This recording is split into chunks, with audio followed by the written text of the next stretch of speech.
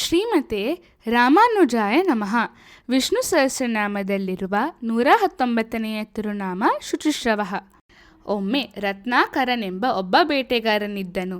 ಅವನು ಬೇಟೆಯನ್ನು ತನ್ನ ಜೀವನೋಪಾಯವಾಗಿ ಮಾಡಿಕೊಂಡಿದ್ದನು. ಅವನ ವೃದ್ಧ ತಂದೆ ತಾಯಿ, ಹೆಂಡತಿ ಮತ್ತು ಹಲವಾರು ಮಕ್ಕಳನ್ನು ನೋಡಿಕೊಳ್ಳುವುದು ಅವನ ಜವಾಬ್ದಾರಿಯಾಗಿತ್ತು. ರತ್ನಾಕರ ಎಷ್ಟೇ ಶ್ರಮಪಟ್ಟರೂ ಜೀವನ ನಡೆಸಲು ಕಷ್ಟವಾಗುತ್ತಿತ್ತು. ಆದ್ದರಿಂದ ಕಾಡಿನಲ್ಲಿ ಹೋಗುವವರನ್ನು ದೋಚಲು ಆರಂಭಿಸಿದನು. ಒಂದು ದಿನ ಕಾಡಿನಲ್ಲಿ ಹೋಗುತ್ತಿದ್ದ ಒಬ್ಬ ಸಂತನನ್ನು ನೋಡಿ ಅವನನ್ನು ತಡೆದು, ನಿನ್ನ ಬಳಿ ಇರುವ ಎಲ್ಲವನ್ನೂ ಕೊಡು ಎಂದು ಕೇಳಿದನು. ಸಂತನು ಶಾಂತವಾಗಿ, ನನ್ನ ಬಳಿ ಅಮೂಲ್ಯವಾದುದೇನೂ ಇಲ್ಲ. ನಾನು ಸನ್ಯಾಸಿ.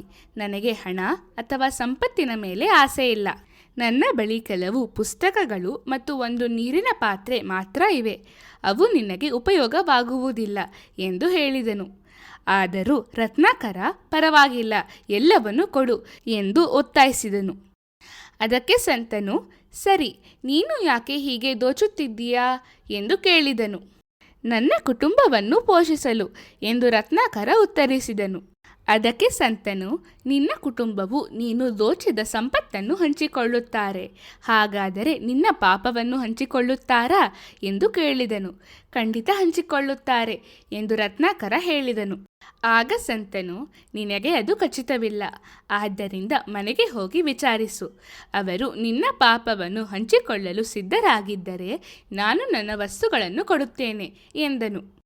ರತ್ನಾಕರ ಸಂತನನ್ನು ಒಂದು ಮರಕ್ಕೆ ಕಟ್ಟಿ ಮನೆಗೆ ಹೋಗಿ ಎಲ್ಲರನ್ನು ಕರೆದು, ನಿಮಗೆ ಗೊತ್ತಿರದಿರಬಹುದು, ಆದರೆ ನಿಮ್ಮನ್ನು ಸಂತೋಷವಾಗಿಡಲು ನಾನು ಜನರನ್ನು ದೋಚುತ್ತೇನೆ.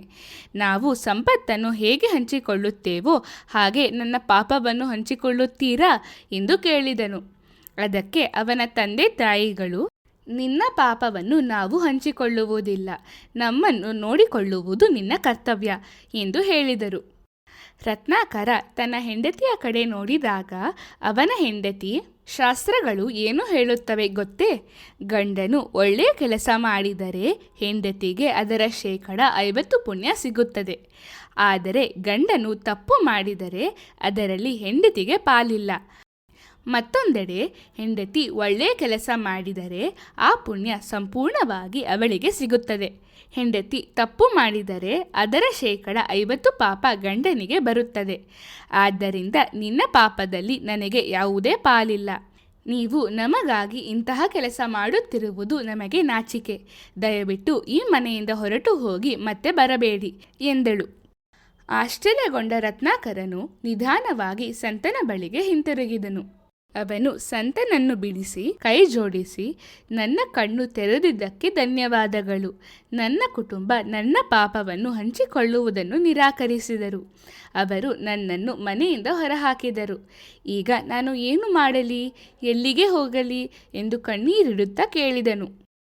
ಅದಕ್ಕೆ ಸಂತನು, ಭಗವಂತನೇ ನಿನ್ನ ಏಕೈಕ ಆಶ್ರಯ ಎಂದು ಹೇಳಿದನು. ಅವರ ಕೃಪೆ ಪಡೆಯಲು ನಾನು ಏನು ಮಾಡಬೇಕು ಎಂದು ರತ್ನಾಕರ ಕೇಳಿದಾಗ ಸಂತನು, ಮಧುರವಾದ ರಾಮನಾಮವನ್ನು ಜಪಿಸು.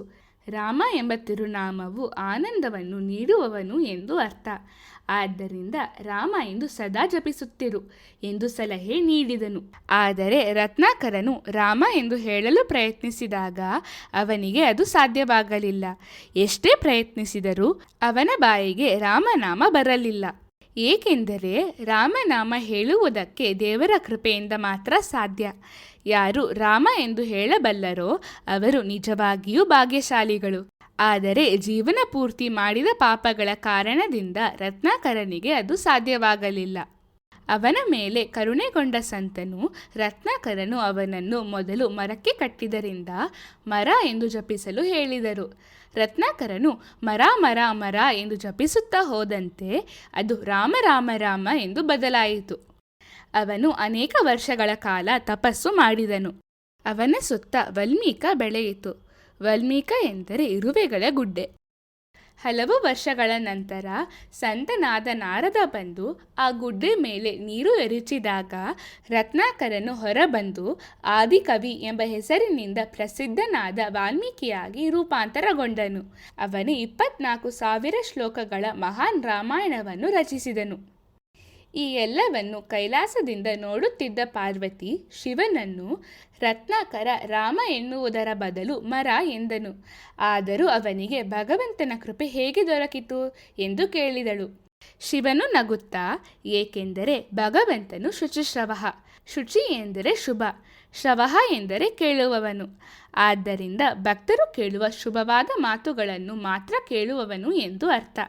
ರತ್ನಾಕರ ಮರ ಎಂದರೂ ಭಗವಂತ ಅದನ್ನು ರಾಮ ಎಂದು ಕೇಳಿ ಅವನಿಗೆ ಸಂಪೂರ್ಣ ಕೃಪೆ ನೀಡಿದನು. ಕೃಷ್ಣನು ಅರ್ಜುನನಿಗೆ, ಓ ಧನಂಜಯ, ನಾನು ಶುಭವಾದ ಮಾತುಗಳನ್ನೇ ಕೇಳುತ್ತೇನೆ, ಪಾಪವಾದುದನ್ನು ಕೇಳುವುದಿಲ್ಲ.